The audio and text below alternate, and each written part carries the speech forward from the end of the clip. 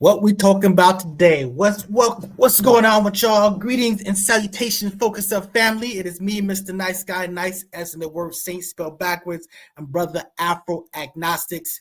And what we are doing here is objective deconstruction. This is a show where we debate. We talk about things, we break it down. This is not just dropping our opinions. You know, we break it down and get to the white meat of the situation. So that's what's up. So that having been said, what's going on with you, brother Afro-Agnostics? I kind of wanted to add to that for some reason that carries one line from my philosophy. You know, break it down to the very last compound. See how it sounds? That's what we're trying to attempt to do, and trying to demonstrate some critical thinking to the best of our ability. And yeah. That's what's up. So, yep, yeah. And just today's show, let me put this on here. This is what we got right here. Sorry, that was the wrong one. See, I don't have the producer with me, so I'm kind of freestyling it myself. But here we go. We're going to be talking about the blurred lines between religion and science. We're going to be talking about Back to Africa versus Free the Land. And we're also going to be talking about the Dunning-Kruger effect and social media. So let's get it started. Let's bring up the first thing. So the first thing, the blurred lines between science and religion. Now, just to give you a little bit of background, me and Afro-Agnostics, you know, we have a lot of, you know, we have decades of debate about religion and science. You know what I'm saying? You know, my brother, I lean more on the religious side. My brother over there is agnostic. You know, so you know that's what you got that's going on. So you know, we always have very respectful, very deep, very powerful discussions about this stuff. But we decided it's just easier to just share it and just go live and do it. So that's what's up. Yep. So first things up, let's taking it from the cell phone and putting it live. I think just gives a different way to folks get to add on to the audience and different type of analysis. Kind of forces me to up my levels a little bit now. I was like, exactly. More accountable. Yeah, and I appreciate, like I said, I always appreciate the people that would maybe make my argument stronger or give me, basically take away the little holes to shore up that situation. So I always appreciate it. And like I always say, I welcome all the smoke. When I see stuff on my Facebook feed, I don't just go to other people's places and cause problems. If I see what you're saying and I post it on mine, that's not me trying to sneak talk about you. That's an invitation to bring that crap over here. So that's what's going on. But again, let's first. You too. We're kind of two minds of the same, in the sense that we are open to the possibility that we could be wrong. So a lot of times I like to, before I even have a conversation with somebody, are you open to the possibility that you could be wrong? If you say no, why even we having this conversation? Why even this conversation? Great point, Afro-Agnostics. Let me put this out this right here. If it's never been clear, I absolutely could be wrong. What I believe is what I believe, and it's my faith. But I always entertain the possibility that I may be wrong. So I'm just saying that that's what it is. And Afro-Agnostics has offered that. It's not an issue. I was having this debate with my father not too long ago. I said there's certain people that don't disbelieve in God because they want to hide the truth. They sincerely just don't believe. Mm-hmm. And it's the difference between not believing in something and believing that something doesn't exist. Believing that something doesn't exist is like an assertion. That's a function of faith. That's why there's a distinction between atheists and agnostics. To say that there is no God is a statement of faith. To say that I don't believe in a God is just a statement of fact that I don't believe, I don't know, I don't whatever. You know what I'm saying? So who say that there is no God? I mean, because you can't disprove or prove God, you're taking it too far. You can say I don't believe, or the evidence as it exists, as I'm able to access it, based on that, I don't believe, but you cannot say emphatically, positively, without a doubt that there is no God. You just cannot do that. Hey, you know what? I'm gonna share something with you. I wasn't trying to tell everybody this, but I can actually prove that God. I can actually prove that God exists. You the one, huh? I'm the one. So check that. I'm real quick. I'm gonna prove it. So check this out. Now there's drawbacks to this, but I say that, first of all, in order to disprove something, you have to have a definition of it. So, a lot of people would consider that God fundamentally, God is the thing that's accountable for everything, the thing that caused everything to be, the thing that sort of retains power over what is. Well, the fact that we exist, the fact that things were created, something was accountable for it, whether it was a god or a puppeteer, like whatever, something was accountable for the creation. Something was a cause to the effect that we are. Something is maintaining the dynamics that we are. So, you can just label that stuff God. The question is whether it's a personal God, whether it's just phenomena, whether it's, whatever. I mean, the bottom line is it's a label. And I always tell people that, honestly, that's what, whether it's a personal God or whether it's that God, it's kind of six in one hand, half a dozen on the other, because, that existence, that being was so far beyond us as far as, the connection, that it really doesn't change anything about that. Because technically, whatever came before us would have actually accounted for something like the Bible, would have accounted for something like the Quran. Even if people are doing it, basically that which before is basically what led up to this point. So again, that's not the discussion I'm really trying to have right here, but I'm saying that's the argument. It kind of blends into the discussion, man. Let me do some Newtonian physics on that and kind of push back a little bit. Because, you kind of presuppose that things were created. That hasn't been proven. But I think that, you just kind of replace a mystery with the word God. It's the same difference, except that when you use God, now you're bringing a lot of religious baggage into it. I think since whatever, say, something that preceded us as humans or preceded living things, we know that both people who don't believe, people who subscribe to science, even people who believe in, a creation story or what's intelligent design, as an example. They what happened prior, we're still guessing. We don't know exactly the nature of things that preceded, the nature of the earth, as an example, before life existed on earth. We don't, there's a lot of questions around it. And I think the intelligent thing to do is just say, I don't know. You know what I'm saying? It's definitely the objective thing to say. That having been said, so now we're gonna let's define a few things. So we're talking about science and religion. Yes, so we're gonna define science now. I got some definitions that I looked up on the internet, and we'll see how we feel about these. Let me get this little banner thing out the way. So this definition says the systematic study. This thing is not hiding. There we go. The systematic study of the structure and behavior of the physical and natural world through observation, experimentation, and the testing of those theories against the evidence obtained. That's one definition of it. Just to kind of shorten that up for the audience, I can agree with that. But it's basically saying that science is limited to the natural world. And by natural world, we mean the world that we can observe, the world that we can measure, and things like that. And then in addition to that, is based around not just observation of that world, but experimentation of things that exist in that world and testing, claims and so forth. So I can agree with that in general. Yes, sir. And here goes this other definition. It says the knowledge or a system of knowledge covering general truths or the operation of general laws, especially as obtained and tested through the scientific method. And this is a dynamic of science. I kind of like this definition, but this is basically addressing the collective of knowledge that has been obtained through the scientific method. So it's one is the methodology, but one is sort of like the treasure trove of positions that we basically derive from that methodology. So I agree. Yeah, I agree with that, and I agree with that. But I at the same time, I put the methodology over the information that we've obtained, because the methodology can still disprove the information that we have. I think I put for lack of a better words, my faith. I guess not. I guess.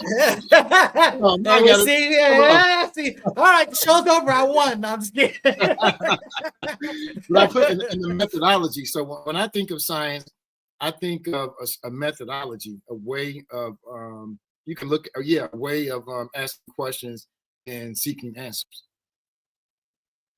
Okay, so now then let's define religion. Now, I'm not a big fan of these definitions. I believe you said you loved definition number 2. Number but 2. Definition number 3 definition number 3 works for me. Cause, principle, or system of belief held to with ardor and faith. But you particularly point out, we got infamous El Poo. Come on in if you're gonna come on in, brother. But if you want to stay in the background, that's fine. But the bottom line is, there we go. That's what's up. What's going on with you, brother? Infamous El Poo. Oh yeah. What's going on with you, brother? So we're basically defining a few things before we get to talking about it. So we were offering a definition of science, we offered a definition of religion. Now, Afro-Agnostics, particularly, I think, hones in on the word God and supernatural. You know what I'm saying? And to me, supernatural, I always take issue with supernatural because we're defining natural. I mean, if God is able to do something that you and I physically can do, that doesn't necessarily mean it's supernatural. It's just, God's got more resources and got more knowledge and whatnot to implement that, but not to lie on that. Go ahead. What were you about to say? Okay, when I think so, to me, God is a subcategory of supernatural. Everything to me falls under supernatural. Like it's a supernatural place because we can't measure it, we can't observe it. God is a supernatural being. We can't measure it, can't observe it. Supernatural things are things that are outside or above nature. Now, we may someday be able to know about these things, but as of now, I'm convinced that humanity is blocked. We cannot access anything outside of nature. We can only access things that are in nature, that things that are observable. They tend to turn to be nature, things that are measurable, things that we can actually verify. So that having been said, these are the definitions that I use. So when I'm talking about science and religion, this basically comes to this. So this is the context in which we can have this discussion. I define science as belief based on objective evidence and not based on faith. Mm-hmm. And I would say that religion is belief that's based on faith and not on objective proof. I agree with that. So that's basically the context of what I'm talking about. So the reason why I point that out is that a lot of people would call themselves scientists and think they're scientific, but I would say that they're actually exercising religion by definition, because if you don't understand the science of a thing, but you accept that as the truth, but merely someone is just telling you and you think that, okay, that's the truth, you are exercising faith in what you're being told. If you don't have the understanding, the observation of a thing, you're just basically going off the account of it. And if you're accepting it on that, that is a function of faith. So I'm just saying that when we talk about the blurred lines, a lot of people are trying to talk all of this, scientific. But if you don't understand it, brother, you aren't being scientific. They that did the work, they're being scientific, but you don't get to use that label. Now, what were you about to say, Afro-Agnostic? I see you. I wanted to say a lot, but I want to see what El Poo has to say about that. No, El Poo, let's see you looking. Go ahead, brother. Okay. Well, I was just taking it all in. Go ahead. No, I was just taking it all in right here because it's like, I mean, if it's you deal with faith anyway, because you're being taught from the beginning when you're born. You have faith that your parents are going to teach you to do the right thing, and you have to actually abide by that naturally. But as you get older, your beliefs and everything changes because of the things that you go through and what you see, and what you believe, of course. But it is what it is. I mean, it's subjective in a sense. But go ahead. I'm steaming, man. I'm steaming. But I just want to say, so I think a good example of what you're talking about, as far as using science, but still, reliant on faith in the application of it or something like that. The 5% Nation of Gods and Earths, which I was in, they cite these solar facts and these actual facts, but they'd have no idea how people arrived at these conclusions in these theories. Many of them are they're innumerate. They don't know math, and they're kind of, they don't know science. So I can see where you would come from. I know when I was young, they used to have the general idea that science explains how, and then religion explains why. But I think that the why is based, if the why is not based on scientific methodology, that you're just kind of making shit up. So I put the methodology, scientific method, over science. When I look at science, I look at institutions, I look at body of knowledge, of findings and stuff like that. But the methodology, to me, is what is at the apex of the pyramid when it comes to science. If you don't understand that method, and by that method, I mean that if it's observable, if it's falsifiable, if it's testable, if it's measurable, if it's repeatable, if it's reliable, shows repeated reliable results, to me, that gets put into the category of science. So in essence, I can do a Ouija board. I don't care what it is, religion. And if the Ouija board can produce reliable, repeatable, consistent results, that shit is science. You calling it a Luigi board? I mean, what is it called? A Ouija board. Yeah, I'm thinking about that assassin dude. I don't think it's that complicated, though. I mean, the world that we live in right now is basically black and white. It's either is or it isn't. People are lying to you, to your face. They're telling you that prices are going down. You're paying higher prices for things. But people are, just jiving you, and you're going for it. Well, not you in particular, but people are going for it. Figurative view. Yeah, exactly. Now, I think you said in Camp Fram, we all use faith. I agree. We all use faith. There's an element of subjectivity in religion and science. But I think that, there's a difference between, as we talked about Trump and his base.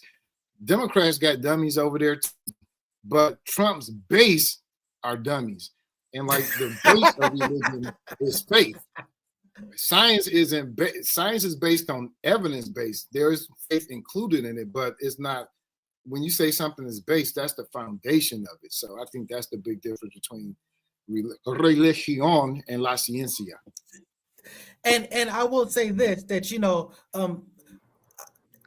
when you do these observations, there's a degree of sophistication of the observer. There's a degree of understanding, because you come up with your theories, but your theories may be usable, functional. They may allow you to be able to predict results even, but they may not really be tapped into exactly why. And ultimately, this theory gets thrown out because at some point it gets disproven wrong.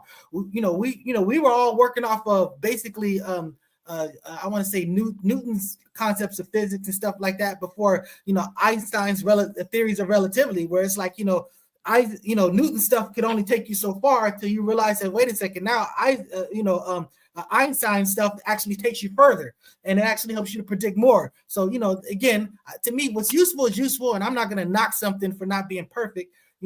Never let the pursuit of perfection be the enemy of good. You know what I'm saying? But the bottom line is, if it's predictable. But I need to stress that, look, it's still a function of your observation. You can say, okay, my car goes, if I put gas in my car, it'll go. So my car doesn't stop. I need to put gas in it to keep it going. So now my car is not going. Oh, I see what the problem is. I just need to put gas in it. But it could actually be another problem. You can put gas in it and your car doesn't go because it's this whole other thing. And it's a function of your sophistication that does, not just sophistication, but your discernment that comes into play. So I'm just saying that, just because you can predict something, just because you have a useful model, that doesn't mean you understand exactly what's going on. I love your analogy, man. Your analogy is like really, you capture the scientific method and how science is able to update itself and to get rid of bad ideas and replace them with new ideas. Exactly. That, which you just said, that was the scientific method involved in that whole inquiry of why the car is not running. And that's what distinguishes, again, science from religion. Religion, they're still going by old scribbles, desert scribbles written by Bedouins that lived 2,000 years ago in the Bronze Age. Like, there's no update. The update nothing new under the sun. Nothing new under the sun. So there's nothing new under the sun. I'm just messing with you, but yeah, no, times are different. You know, their times are different. I mean, and I've always said from a religious standpoint, I'm of religion that there was a period of time where this was what humanity needed, and then there was another period of time where things changed, or now you were given the freedom to take a slightly different path. And when you talk about the whole Jesus thing, you know, my understanding is like in the Old Testament, you had not only the laws of what you should do, but then you had the punishments. You know, if you did this thing, you were forced to do the punishment. You had no freedom. You know what I'm saying? If you didn't do these punishments, you were subject to punishment. But then with the whole well, I was just gonna say that I'll make it real quick. But what happened was once Jesus was the sacrifice, now basically you were freed from the punishments. The law is still the law as far as what you should and shouldn't do, but now you don't have to enforce the punishments. Mm-hmm. So literally, you know, so that and I said to give you an example of a punishment. In the day, if you stole something, they cut your hand off, or if whatever, eye for an eye and stuff like that. These laws were very strict. You had to follow them.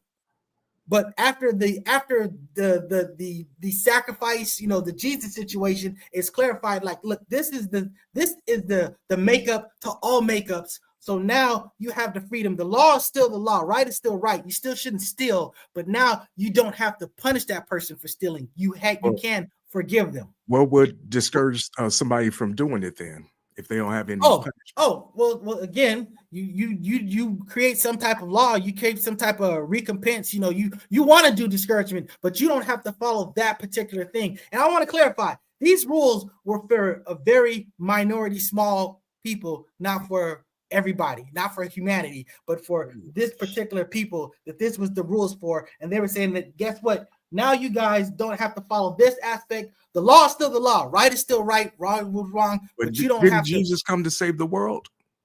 Yes, because now that applies to everybody as far as, the harshness of the, forgiveness. Because really, the key is forgiveness. You don't have to punish somebody because they did something bad. As far as like, you don't have to necessarily kill somebody because they did something bad. You have the option to forgive them. Whereas in the law, you didn't have that option. They killed somebody, murder, not just accidental killing or in a war. If you murder somebody, you had to be put to death. Now you don't have to be put to death. So it started off for a small group of people, and now it spreads to the whole world. No. See, that's the problem. Jesus didn't come to save the world. He did save the world, but you're talking about the laws that was hijacked by people that basically applied these strict rules for these strict people. That even in the church, the early church fathers, they were like, "Look, we got all these rules. These are our rules, but we're not going to ask the new believers that they need to follow them. That stuff's for us. We're just going to tell them that they should just do this, and this."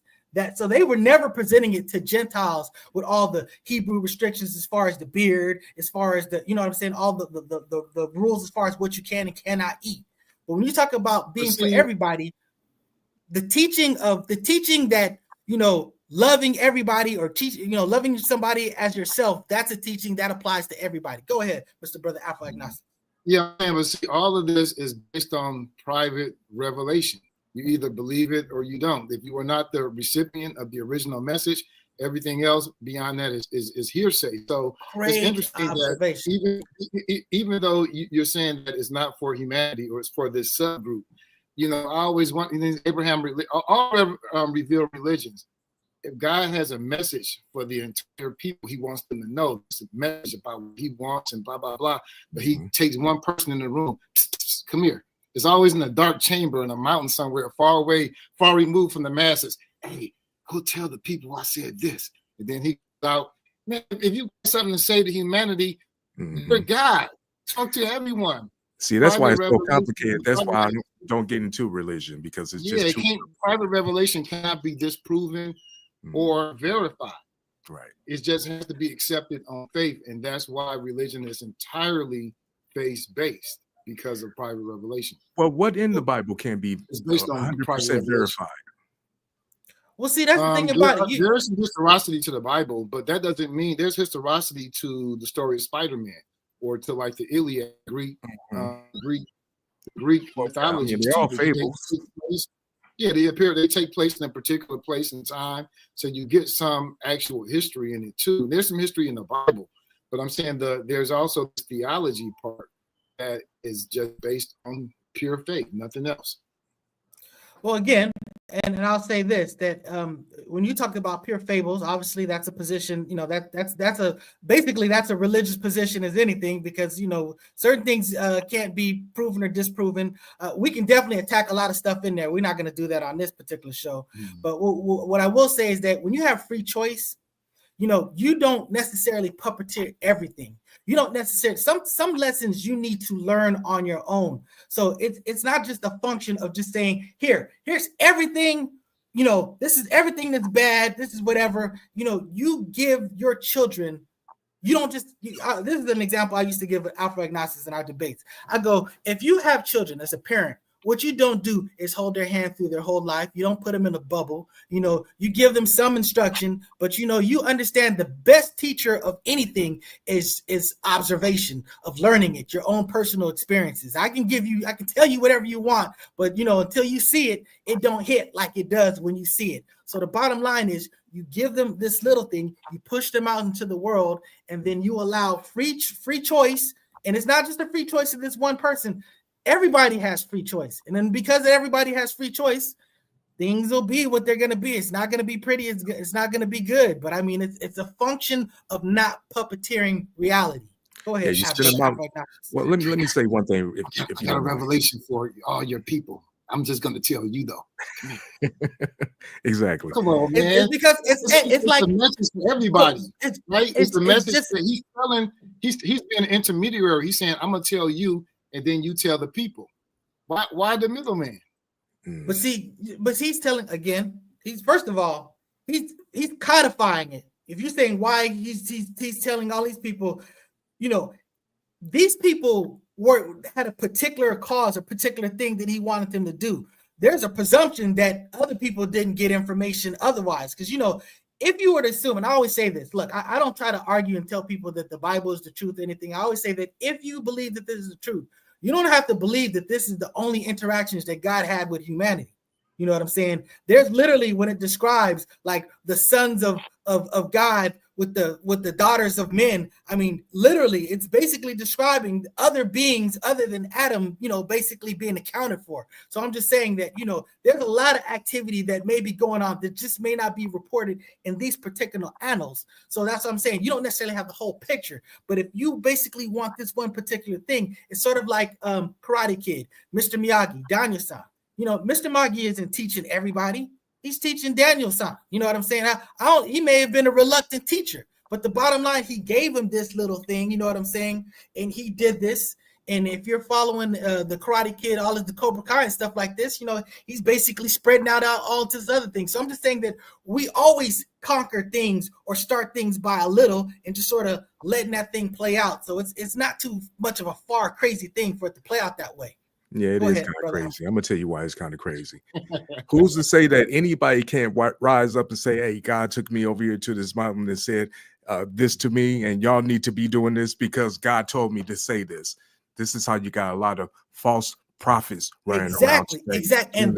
And that infamous elpo is why you have to have objective deconstruction. That's why you have to always say that, look, I may not be interpreting this right. You can have objective deconstruction about whether it's true or not, but you also have to be like, look, you're right. There's a whole bunch of religious people out there that just arbitrarily decide, hey, I have right to just kill these people, to take these people. And what I'm telling you is that you have to objectively be like, look, you have to step back from what you think or what someone's telling. Go, first of all, if someone walks up to you at El Poo and says, hey, this person told me that, you need to give me all your shit, run me all your shit. Are you going to believe that that's true?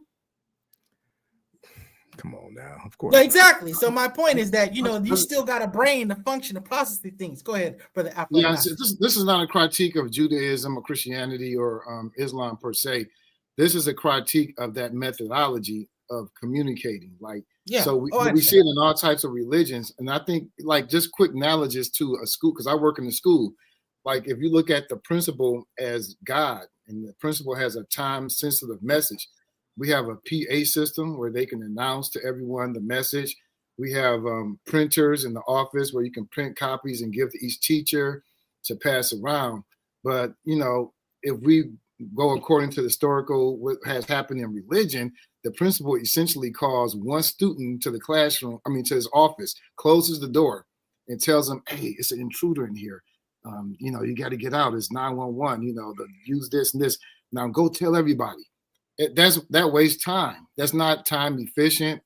That so many things, you know, happen in between the point of the original person communicating the message and the spreading of that message to the masses. I mean, you think in terms of Christianity, man, Christianity had to wait until the invention of the Gutenberg press, the naval navigation, just to spread across the world.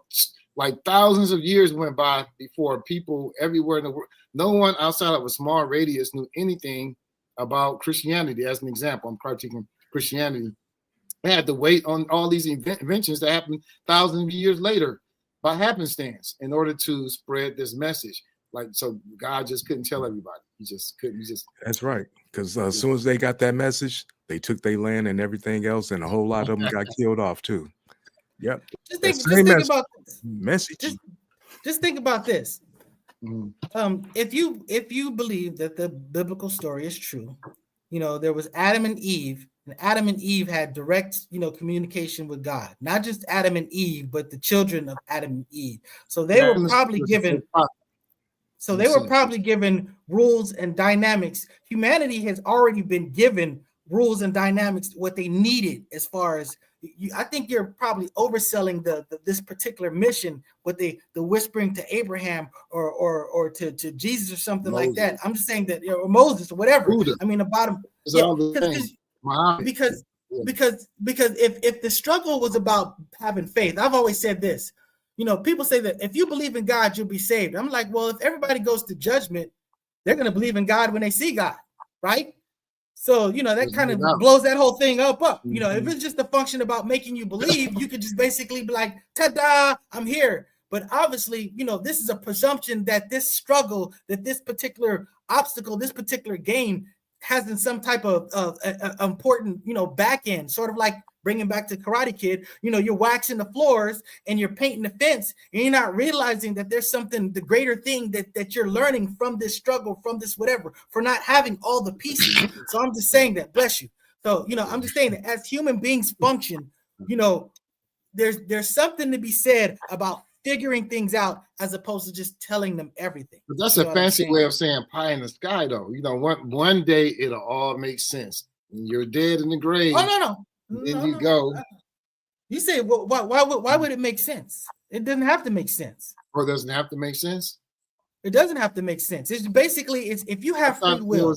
It was intentional, like as far as why the message couldn't be just communicated to everyone at once. Like, why can't everyone have a road to Damascus experience like Paul? Because that experience, look at the conviction Paul gained from that experience, or Moses. Like, there's no way Moses and Paul and Abraham and Adam could not believe or could not be inspired.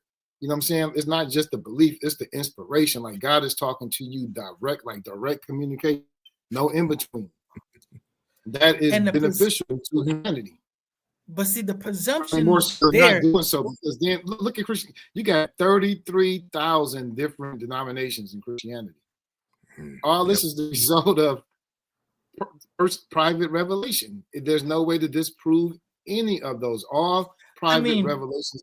Wait. Our brother Afro-Agnostics. you understand what Eureka? You know what Eureka is, right? I found it. I got it. Yeah. Everybody has personal revelations. It's the nature of, Einstein had personal revelations about figuring out things. But I'm just saying it. That look, you got to understand. Your presumption is that what you're saying, your goal is the more important goal than the goal of God, if God exists. And I'm saying that in order to take that position, you have to take that presumption. And I'm just saying that I wouldn't take that presumption. The presumption that God could just basically directly appear to everybody, you know what I'm saying? But I don't understand what the humanity experiment is. I don't know what the purpose of all this is. I don't know why, whatever. So my point is that if I knew the purpose, then I could critique the method that's being implemented. But if I understand that we basically are, sort of like God in the flesh, that we have authority and capability, that we can control pretty much all of this stuff. We could, if humanity were to work together, we could wipe out war, we could wipe out famine, we could wipe out whatever. You know what I'm saying? That it's if we could somehow figure that out, we could definitely at least move further down the path than where we are right now. And my point is that I don't know if there's something to be said in the struggle that's important. There's a presumption of yours that the struggle is important. Okay. Go ahead. Can I ask a question? It sounds like you don't know God. What does that mean that I don't know God? Well, you said you don't know what the purpose is or the struggle. You don't know the reason and all this and that. So, it sounds like you believe in God, right? I believe in God. You believe God exists? I believe God exists. For what purpose? I don't know what God's purpose exactly. is. You don't know God. That has nothing to do with really knowing. Hey, El Poo, I don't know what your purpose is, but I believe that you exist. Yeah, I believe so too. But I believe God lives within me too, also. But I'm saying it, but what's God's purpose? I'm just saying that I don't presume to put a purpose on God. To me, I would say that I'm not trying to define. I don't have the power to create any of all this stuff that is. I'm very mortal. You know what I'm saying? I ain't 6'5", 250. You know what I'm saying? So, I can't just basically enforce my will on people. At the end of the day, I am a victim. You know what I'm saying? As a brother, Victor Freeman would say, he says any man under 200 pounds is a victim. So I'm just saying that, by that definition, I'm a victim. So I'm just saying that old thinking, man, because I'm a victim. I have something that only takes 2 or 3 pounds of pressure. And that equalizes exactly. So my point is to say that I don't need to have all the answers to have maybe some of the answers. So I'm just saying that that's the question that's not important to me, infamous El Poo. So that's why I stand on that. So you're saying that I don't know God? Yes, I don't know God. Not like that. I definitely don't. I don't. And honestly, huh? I think Christians do keep society and themselves a disservice, or religious people, when they claim to know God. I think the honest answer is that we don't know. I want to know what y'all guys think, because this tells in, I don't know if you want to transition, but the Seneca quote, and I also want to quote the Marxist view on religion, but I want to quote this one first. He says, religion is regarded by the common people as true, by the wise as false, and by the rulers as useful. That's powerful. What are your thoughts on that? That's powerful. We understand that religion has been a terrible tool, but go ahead, infamous El Poo. It's a power play. It's a tool, definitely. With the spread of Christianity all across the world came destruction, nothing else. That's my take. But see, this is my thing. Destruction was going across the world outside of Christianity. People didn't need Christianity to be destructive. You know, they don't need Christianity. Man, I'm just saying, it's just they may have found this to be a useful tool. This reminds me of that movie with Denzel Washington when he was blind. I forgot what it was. It's apocalyptic movie. Book of Eli. Book of Eli. But that's where he goes. He goes, look, we need that book. We know this book is very manipulative and very appealing to people. And if we get this, we can have this, whatever. So it was this type of situation. So it's no doubt. It's definitely been used that way. And I'll say this, people use tools to do that too. They use swords to do that. They use guns to do that. They use hunger to do that. I'm just saying that people use all types of weapons. Now you bring up a good point, because so from a Marxist, and I don't see the Marxist point of view being inconsistent with Seneca. Marx says religion is the sigh of the oppressed creature, the hope of the hopeless world. And the famous last part that he says, and it wasn't negative, people view as negative, but he was saying the opiate of the masses, like it's a drug, it's a dope. And it does help people cope. It's a coping mechanism that helps people cope. But a lot of people think, because I'm a Marxist too, that Marxists aim to, I'm a Marxist in the certain sense. Marx even described himself as not a Marxist. But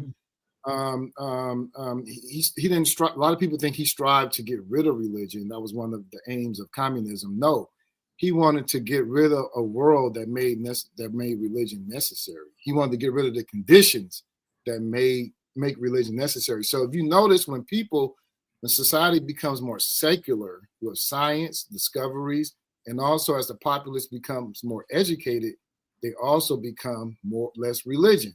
Where we see religion heavily concentrated, what demographic is the most religion? I wonder if anybody in the audience or if you or El Poo might know what demographic has the highest religiosity.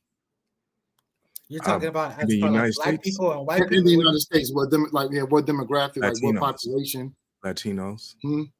Latinos. Latino, I would say in terms of race, it's black people and then Latinos, but the outside of race, the population or the demographic is prisoners.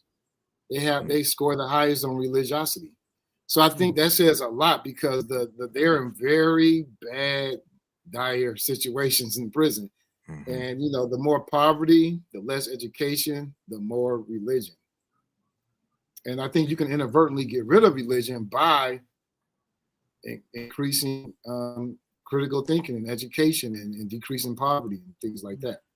Oh, they want to get rid of critical thinking. Come on now. We'll see. Got rid of a lot of poverty already. Well, first of all, I think that religion is actually useful, in that I don't think the only way that you get rid of religion is to be all-knowing. You know what I'm saying? We see religion going away in Europe, as an example. We see United States is the most religious industrial country. Every other industrial country, religion is waning. Less churches. Again, but see, there's a lot of Christians in Africa and Asia, absolutely. But in Latin America, it's increasing, but it's on a downward slope in Europe. People don't. You got to understand. See, a lot of people that are Christians don't necessarily go to church. A lot of Christians or a lot of people that believe in God don't necessarily subscribe to the tenets of the Bible or this, that, and the other. I'm just saying that it's not a function of. First of all, I don't make religion about God. I always deal with people. I tend to make my interactions with people secular. I tend to analyze things secularly. I tend to interact with people secularly. I feel like God is a personal thing that's between you and God. But when you're dealing with humanity, we need to deal with each other on a level that, that we can connect. You know what I'm saying? So I don't bring religion into our discussions or anything, stuff like that. I mean, it's again, and I always say that, look, my interpretation of something still can be wrong. So if my interpretation is potentially flawed, it's not definitive. It can't be used to be authoritative. You know what I'm saying? It's basically me objectively trying to glean some type of wisdom from this thing that I think may objectively have wisdom, but I may not objectively reach it. So again, because of that, I always say that, look, you still have to, we don't teleport. We have legs because we have to walk. You know what I'm saying? We have brains, so we have to think. So it is our burden and our responsibility to think things out. That's why when people talk about, if you think that any part of the Bible is wrong, you say whatever is wrong. I go, look, I don't have to subscribe to that. I love the fact that I think that the Bible is imperfect as we have it constructed, because it forces us to be critical thinkers. We should not accept anything because someone is telling us or because it makes us feel a certain way. You can feel a certain way for all type of reasons. At the end of the day, you need to take a step back and try to get a bigger perspective and a critical analysis and objectively deconstruct the thing that you're trying to get to. So, well, I disagree with most of I agree with most of what you said. I don't know if we should transition to the next point. I want to say more.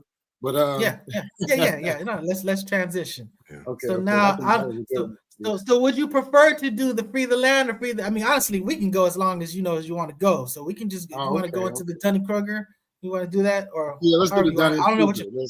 Okay, so the Dunning-Kruger effect is a cognitive bias whereby people with limited knowledge or competence in a given intellectual or social domain greatly overestimate their own knowledge or competence in that domain relative to objective criteria or to the performance of their peers or of people in general.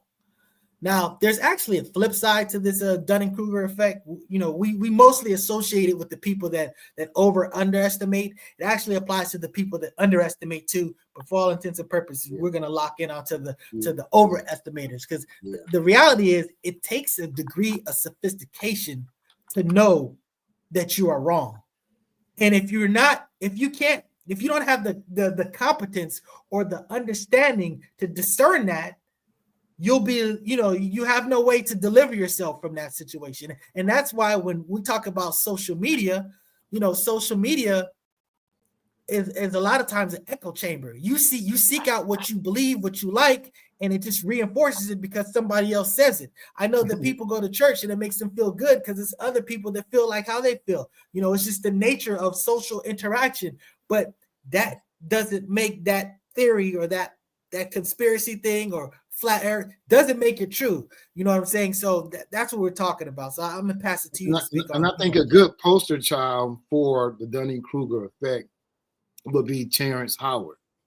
And just think about, or Lord Jamar, like who just he think he's in a hot tub somewhere looking at YouTube, smoking some weed, and he thinks that he can challenge Neil deGrasse Tyson. That's so disrespectful. I remember one time, nice guy, you got my back. I think Student X, no offense to Student X, but he has suggested we love brother Student X. We love brother Student X. But suggested that we can just start homeschooling our kids. Like we can just you're just going, like my stepdaughter is taking she's taking Germanic, she's taking Germanic something, she's taking AP history, she's taking physics. Like you're just going to teach that at home. Like just disrespect for people who are experts. Like this, the part of the Dunning-Kruger effect is no value for experts in a particular field. But I think the most stunning thing about the Dunning-Kruger effect is that it is linked to less educated and less skilled people. The people who are not college educated, and that's not to say college educated people are the only people that are critical thinkers. But these are the people you're more likely to overestimate what you know, because you don't even know enough to know what you don't know. Mm-hmm. Like you got to know it. You got to know what it is. That's the best definition of what it is. Don't know.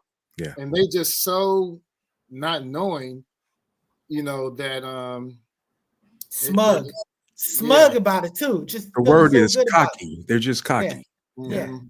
And sadly, this is really what's playing out in the MAGA world. Exactly. These people that are literally making arguments, they're just talking about how dumb Democrats are and stuff like that. Mm-hmm. I don't hear Democrats talking about how dumb Republicans are. That's not going across my feed or nothing like that. They may criticize particular MAGA people and stuff like that. They may criticize particular arguments. They might have criticism for Donald Trump, but it's the animosity towards a whole group of people. I'm not saying it doesn't exist. I'm just saying I just don't see it. But on the flip side, they're just like these Democrats, just dumb Democrats. They can't even think simple things. And it's just like, when you can't make an intellectual argument, you turn to insults. Yeah. That's all they have. Yeah. So, and when I was a part of MXGM, I didn't realize it at the time, the Malcolm X grassroots movement. When we met, we had a set of norms. You know what I'm saying? One of the norms was don't resort to ad hominems. Do not attack the person, attack the ideas. Right. These are really kind of like elements of critical thinking. And people don't realize that critical thinking is a cognitive skill.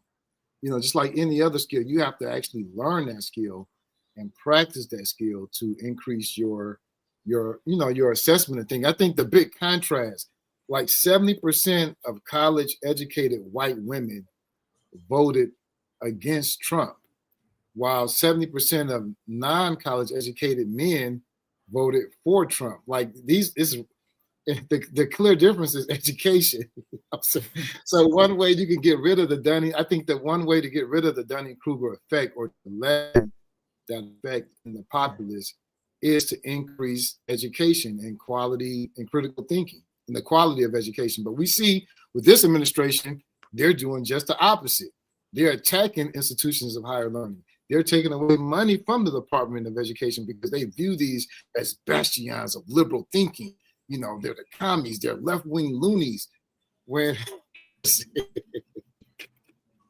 you know, they want you to be dumb, down on your knees, praying, hoping for a better day. This is, you know, these tools. They want that religion, nice guy. And again, make no mistake, make no mistake about it. Religion has been a very, you know, it's a tool. And again, my point is that the reason why I define it how it is, I just want people to understand that most people don't get away from religion.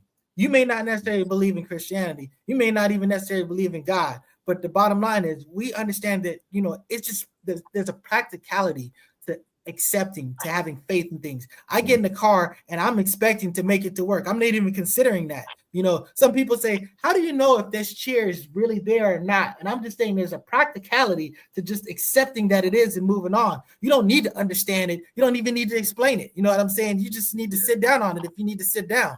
You know, but you know, just to kind of not. Go ahead. I'm sorry. I was getting ready to say, but these days they want you to deal more with faith than facts. And I would never support that. I would never support that. I've always tell you that, look, you know, that because you're dealing with, when you talk about Bible, for example, you talk about Christianity, you talk about whatever.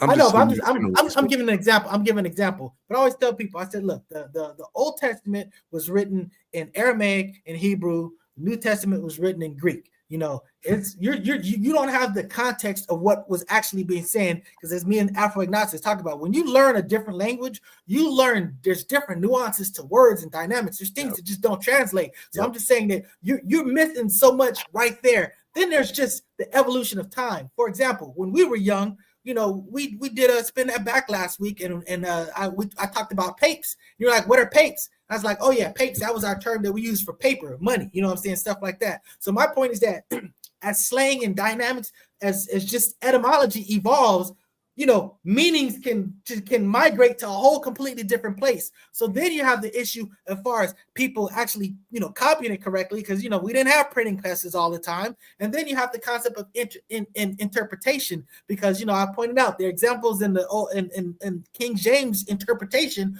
where he says candles, but clearly by the context of what it's talking about, they weren't candles, they were lamps.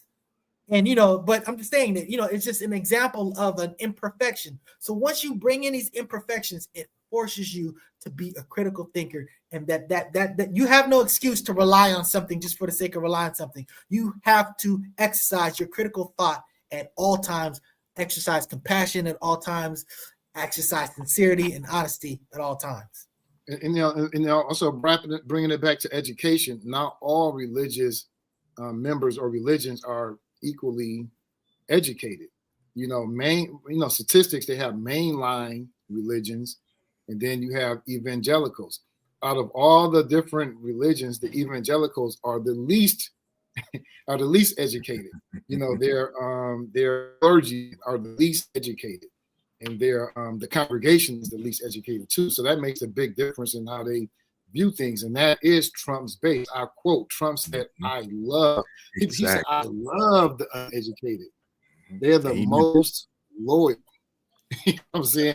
So I think, you know, and, you know, for Black men, college education, I think it bumped up a little under the BLM, George Floyd. There was the college, not membership, but college, students or people going to, Black men going to college. Admissions, yeah, it went up. But you do scholarships and stuff like that, you know. Actually enrolling in college, Black men enrolling, but now is back down, is very low.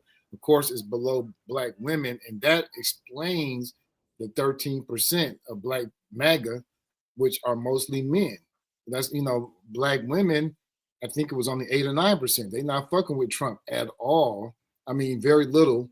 But Black men, there's a little bit higher. I think what accounts for that is that education piece, because that education piece, when you're, it's kind of, you know, I mean, we see the evidence of it, man. You know, there was a project called the Delphi Report. I don't know if you're familiar with that. The South, man, I don't know specifically. Okay. But it's like it's I think it was commissioned by the University of California, and it was just a symposium on critical thinking, and I kind of laid out a consensus on critical thinking, how to promote it, and then how to measure outcomes in critical thinking. So, like, what we did in MXGM was just a mass like interpretation of that, having norms and kind of trying to objectify our arguments and stuff like that. You know, that's an important piece that a lot of people who are suffering from Dunning-Kruger effect, Black men are going to suffer more because they're least educated. They need to, they don't adopt, they don't practice these things. And I would like to take a moment to defend Black people for a second, because I hear too often that they're saying that Black people vote Democrat because they're being blind and they're being sheep. To me, this is insulting to Black people. Black people are not collectively as dumb as some people argue. They literally tend to vote this way because those people actually address and talk about the issues more than the other side. Who's the person that's bringing down DEI? Who's the person that doesn't want you to talk about critical race theory? Who's the person that, all this stuff where they're talking about, we don't want you to talk about this thing, this history, this whatever. We don't want you to bring over immigrants and all this other stuff, but all of a sudden we want to care about these particular immigrants, these white South immigrants. We don't never challenge anybody about genocide, but we're gonna challenge these people about genocide. You know what I'm saying?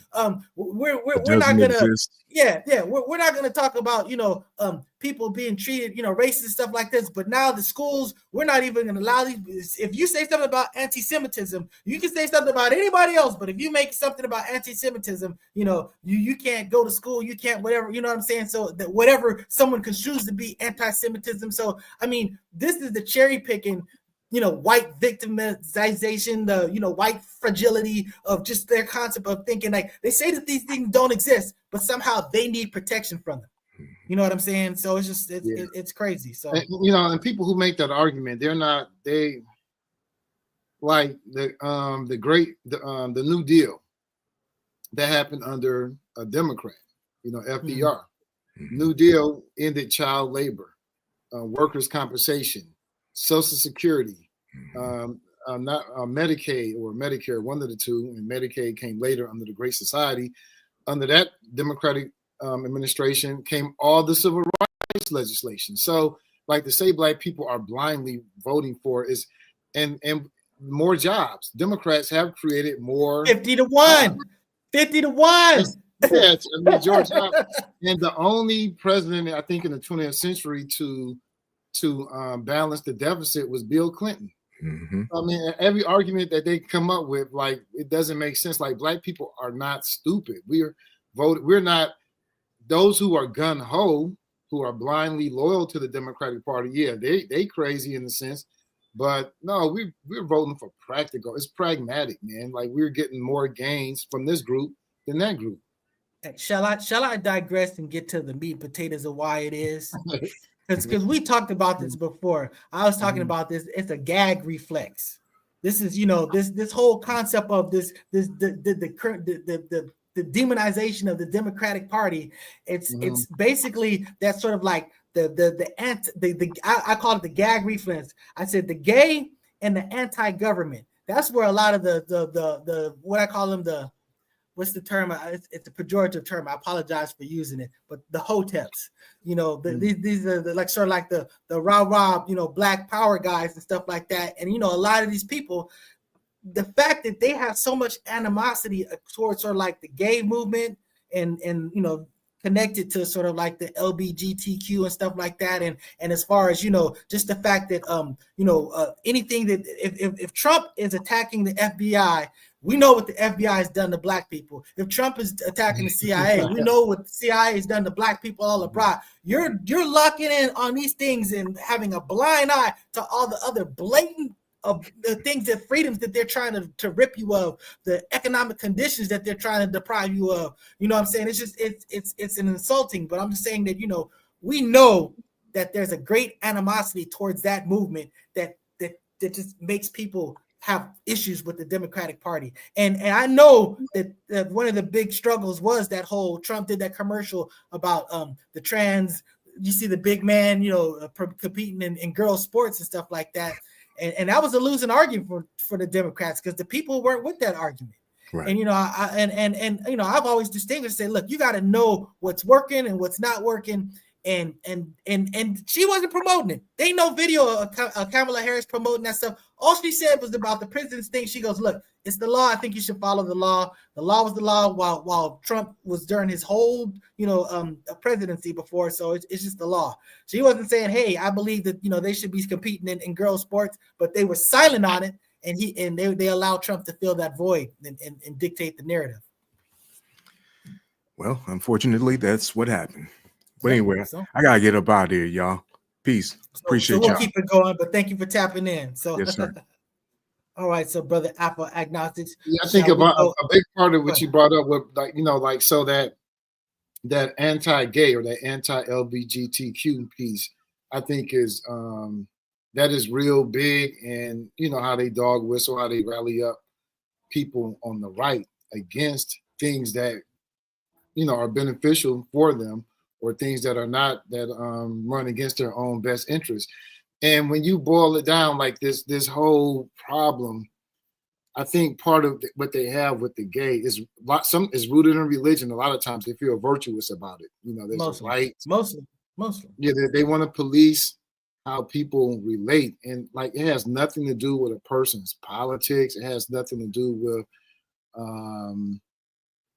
the state of Black health or the state of the community, except if you're looking at it from a religious lens. I don't see why this assumption that everyone has to be heterosexual. I mean, no one has come with a convincing argument that someone liking the same sex, what does that have to do with your social benefits, or what does it have to do with social justice and inequality between you also got to think it's not just devil's advocate on this.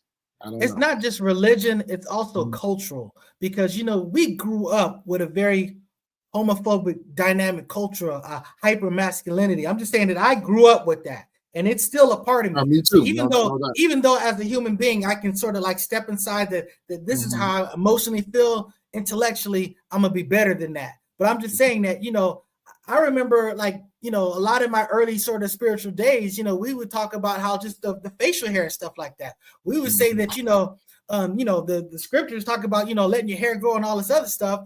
And we talk about, if you shave your face, you're basically, looking like we literally would say a Greek homosexual. So that was like our sort of thing, we're not trying to walk around like Greek homosexuals. And I'm just saying that it's a cultural thing. It starts out of a religious thing, but it's like, you don't even have to be part of the religion. You're still growing up in a culture of people that sort of like think like this type of stuff. Whereas like a soap. Oh, I love soap. Soap was a TV show back in the day, a comedy, where they had a gay character on it, an intelligent gay character, Billy Crystal, one of his sort of like first appearances, Well, that was a movie and a TV show, right? Well, the movie was different, but the TV show was something particular. So the TV show. Know what? I think one reason I didn't watch that because I thought it was gay. He was, and I was thinking he was defending. He was definitely making an argument for this. So on the one hand, it was progressive. On the other hand, there were very, very negative things where like Bert would be all like, gay and stuff like that. So you just sort of like had these natural, emotional reactions to stuff like that. So I'm just saying that it becomes bigger than religion when you're talking about culture, because you don't have to. I was saying, but it started with religion. You're right. I don't know if it started religion. I think it's many factors. I think, we're just, I'm just, what do you call it? This is just my gut analysis. I think initially it had a lot to do with population and thoughts about how to propagate or increase the population. I think it maybe has something to do with us, particularly us in this. You made that argument very well before. I think in this context for Black men, where our manhood has been attacked and our manhood has been undermined, we're very aggressive on defending that and, defining the difference between masculinity and femininity. You got people that are just, I saw on your post people, I think it has a lot of black men insecurity, you know, as men, masculine insecurity. They were critiquing the picture of Rihanna and ASAP. Like she's like, I mean, every they view everything kind of like how white people view everything as like an assault on their whiteness, like reverse racism. You know, doing this LGBT liberation as an assault on your masculinity, not knowing that masculinity and femininity are social constructs. There's nothing infinite or written in the sky that says this and this. Everything. Look, we're influenced by Anglo culture. You know, we were colonized by. I mean, the very fact that we speak English, you know what I'm saying, is evidence of that. In that culture, in the 18th century, men wore high heels and wigs and makeup. That was masculine. You know what I'm saying? We can look around the world at the Maasai people. They put on makeup and then they go kill each other. I mean, so I mean, like this whole thing that men do this, women do that. You know, our religion does reinforce that, but a lot of that is just, I think, a lack of critical thinking. Going back to that piece. And that's how you get out of it. Because notwithstanding what you think is the right thing, notwithstanding how you feel, you have to critically analyze and discern what should be based on everything that you could possibly analyze. But that having been said, let's flip over to we're talking about we're going to talk about, put this right here. Libre la tierra. So actually before that, we talk about the Back to Africa, because the Free the Land actually is after, I would say, it's post the Back to the Africa movement, right? Not from my perspective, not from my okay. But yeah. Well, definitely from that book's perspective, but yeah, I see what you're saying. But yes, because you know, we talk about this the Back to Africa movement, you know, and you know, really, you know, this is really kind of started with Paul Cuffey. I'm probably destroying his name. How do you pronounce it? I think it's Cuffey, Paul Cuffey. Cuffey.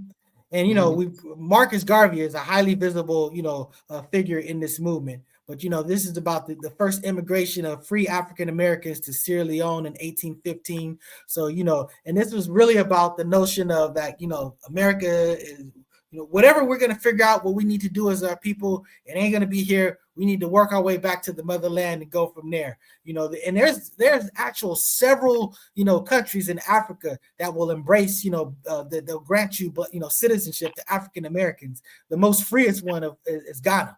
Like Ghana, you know, other things you do have to prove that there's some type of lineage, but Ghana is just basically like all you have to basically be of African descent, which is pretty much everybody, and they will accept you. And, you know, you could basically repatriate there, that there will be no issues there. But, you know, this was one particular movement. This is a very popular movement.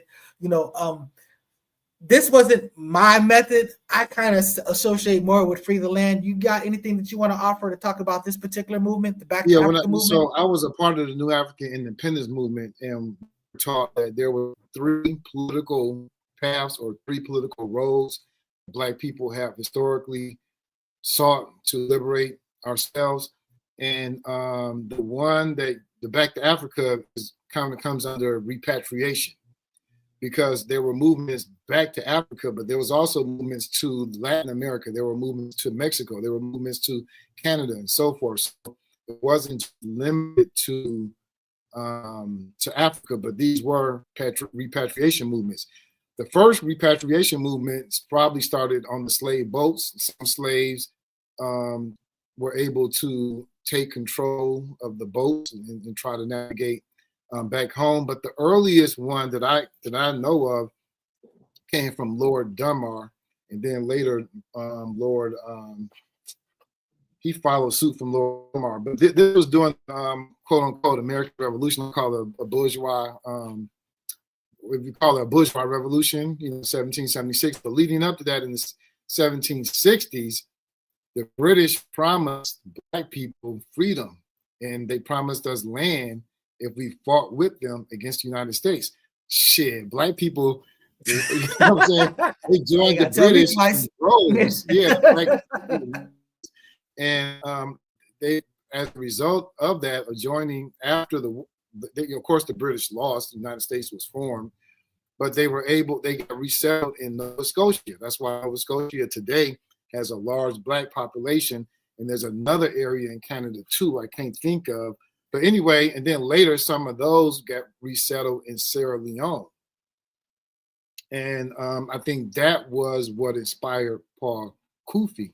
And, Paul Cuffey started his Back to Africa movement, if you will, in the late 1700s.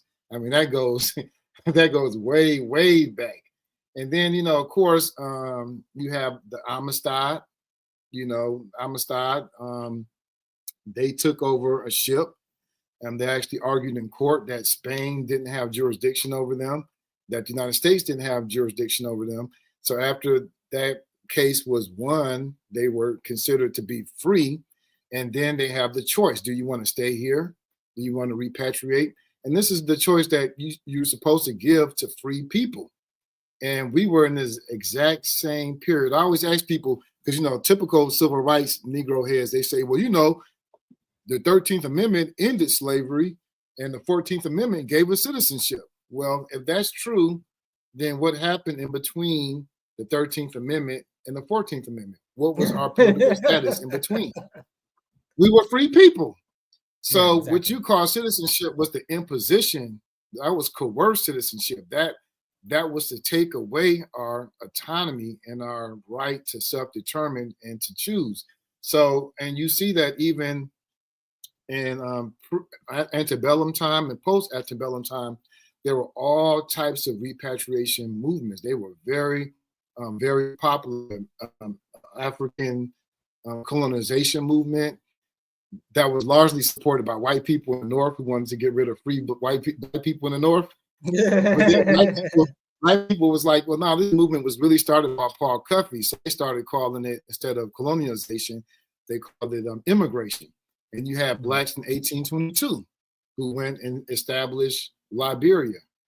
But I think one of the minuses that I don't know if we want to talk about nice is the some of the negatives of repatriation, because those Blacks that went to Liberia, they took over. Yeah. They didn't give the indigenous people the right to vote until I think the 1980s. So, and there were movements into Latin America and stuff like that as well. So that's one of so from my perspective, the oldest is the Free the Land movement right here beneath our feet where we are. We can talk about that too. Free the land, libre la tierra. So let's break it down. The Free the Land is a phrase used in multiple contexts, primarily as a call for Black liberation and land redistribution, and as a broader concept of reclaiming land and resources for collective benefit.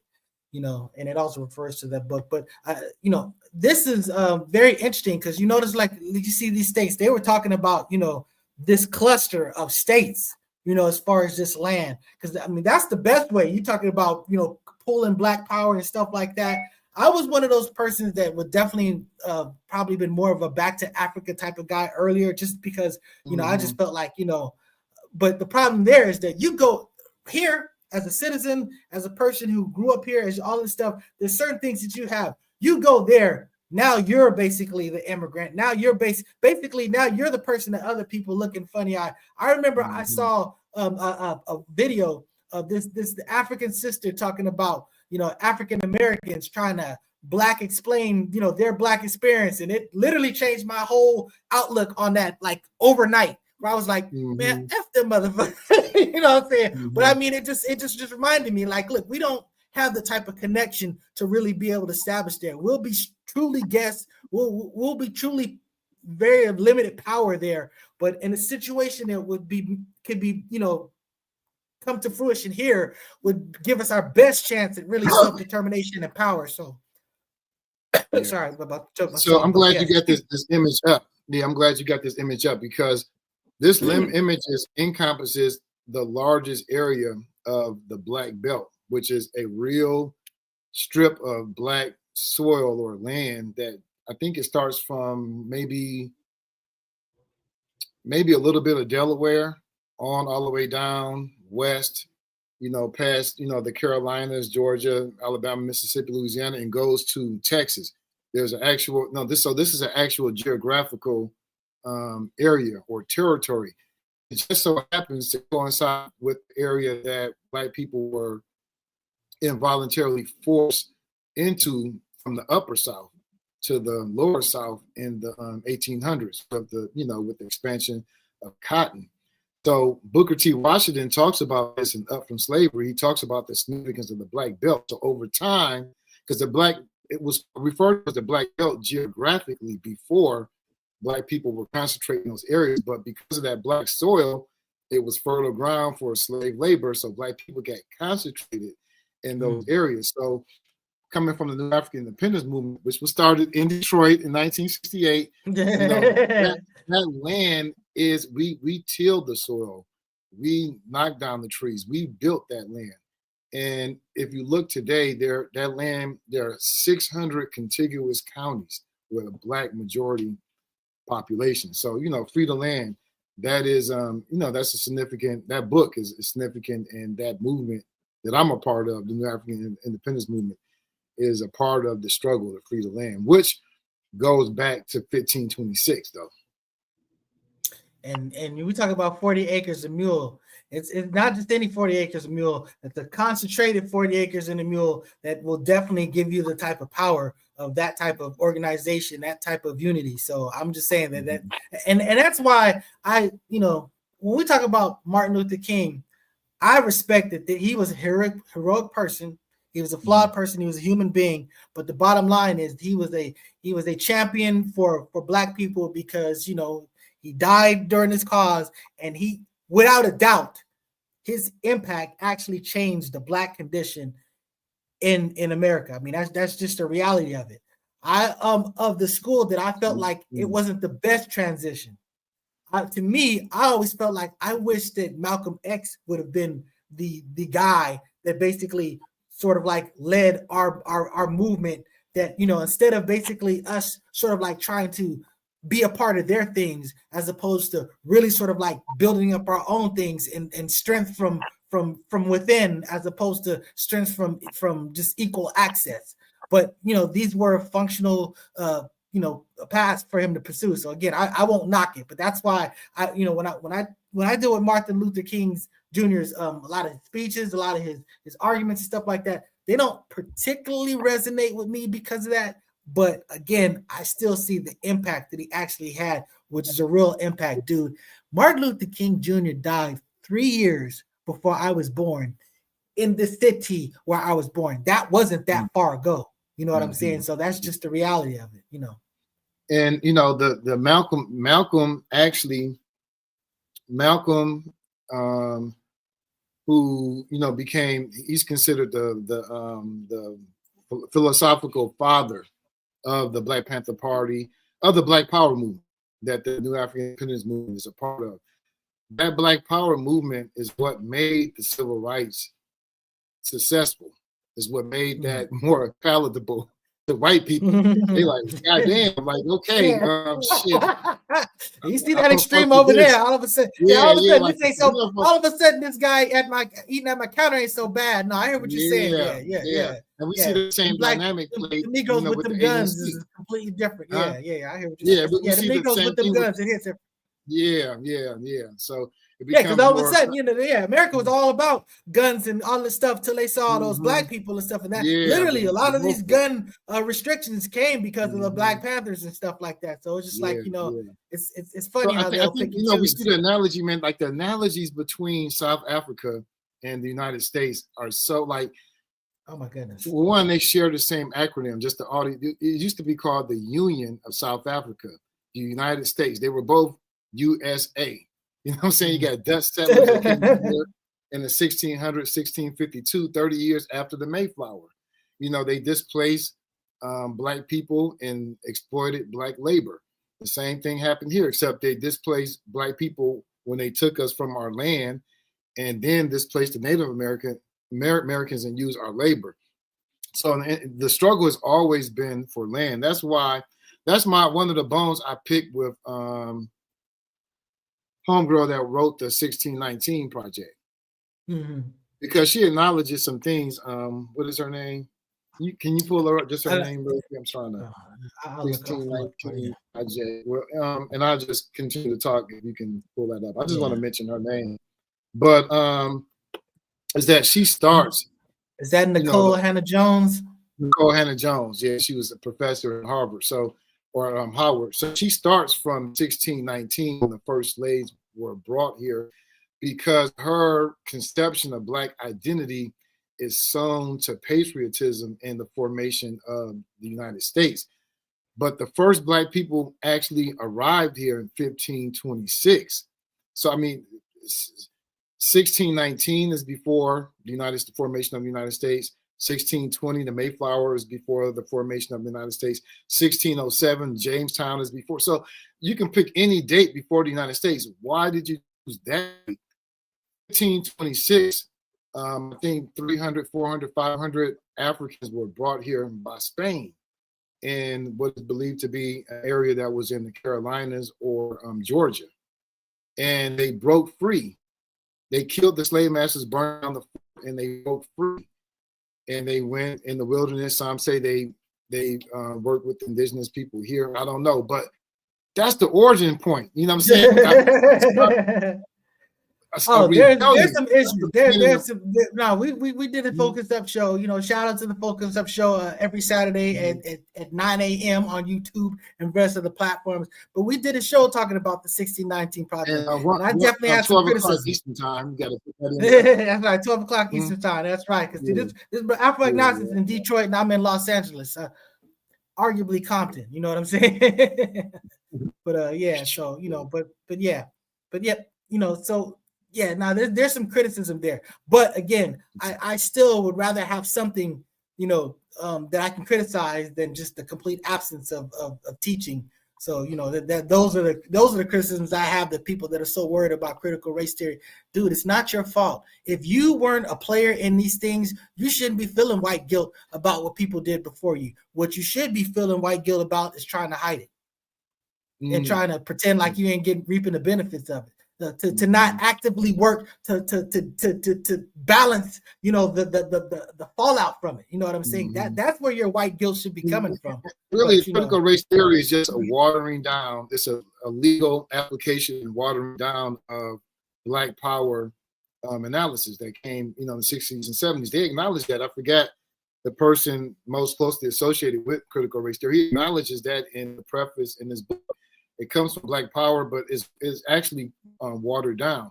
So so you have all these before slavery, during slavery and after slavery, these numerous movements to free land, free a colony, free some territory right here in the United States or in North America. So the next thing is I wanted to mention is in Florida is actually a what do you call it? A state protected site, that you can visit. Oh, it's a landmark. You're talking about landmark. The landmark is Fort Mosley.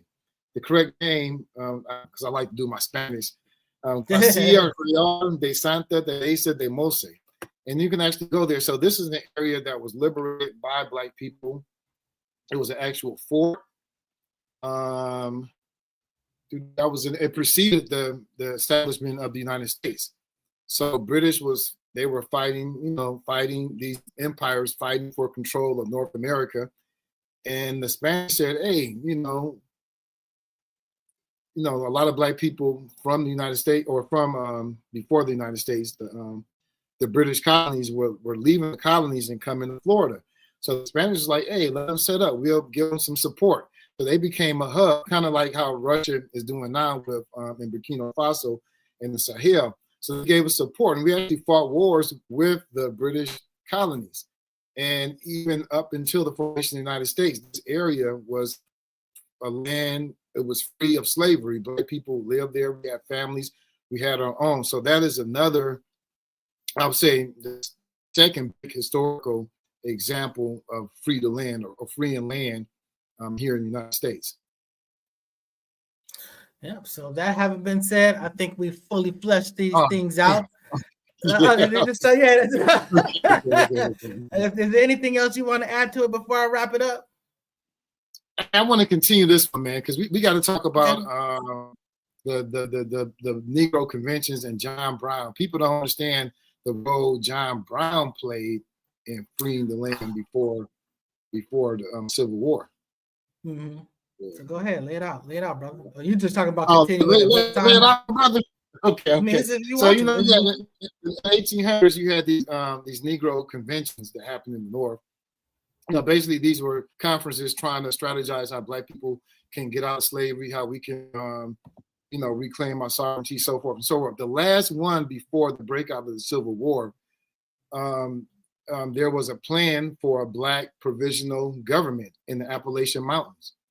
And you can look this up, the audience, they call it John Brown's provisional government, but there was an entire constitution, a layout of it and everything. So when John Brown invaded Harper's Ferry's, the ammunition site, that was to get arms to arm Black people to go up into the Appalachian Mountains and fight for that land and that territory. So that was people misunderstand, like they don't even know the whole thing about it. And he actually, Harriet Tubman was supposed to be a part of it, but she ended up getting sick. And I think for that reason, that Harper's Ferry's raid was that's one reason why it failed, because Harriet Tubman could, and Frederick Douglass knew about it too. He endorsed it. So this is because after the Use of the Slave Act in 1850, man, Black people was like, man, we got to get the fuck out of here. You know what I'm saying? Like there's no escape. Because the Black people, the free Black people in the North didn't even feel free. You saw 12 years a slave, they can just come get your ass and bring you to the South. It's done dialing. So and then thereafter, after the Civil War, Sherman's Special Field Order number 13, we get into that later, but that is what led to 40 acres and a mule. All right, so I'll drop it off there, but we're gonna pick up and continue this, and probably again, leave some comments if there's anything particularly you want to talk about. We're gonna deep dive into some stuff. We'll get, like I said, we'll get into the atoms of a thing. So that's what's gonna happen. Brother Afro-Agnostics, I appreciate you, brother, for this spirited discussion. You know what I'm saying? That's always respectful and always with a love and a fervor and a desire to make some type of intellectual dialogue and get to the bottom of something, to diagnose something and to speak on it, to share. So that having been said, like, share, subscribe, Focus Up show every Saturday. Deconstruction. We go come objective deconstruction. Yeah, we're gonna figure this out. Right? That's right. Yeah, we're gonna come up with a commercial, and we're gonna figure out our slot. So we'll still have mutant politics. We'll still have this. We spin that back. You know what I'm saying? But we're gonna have to figure out our lane. But that having been said, thank you for being a part of this, and peace out.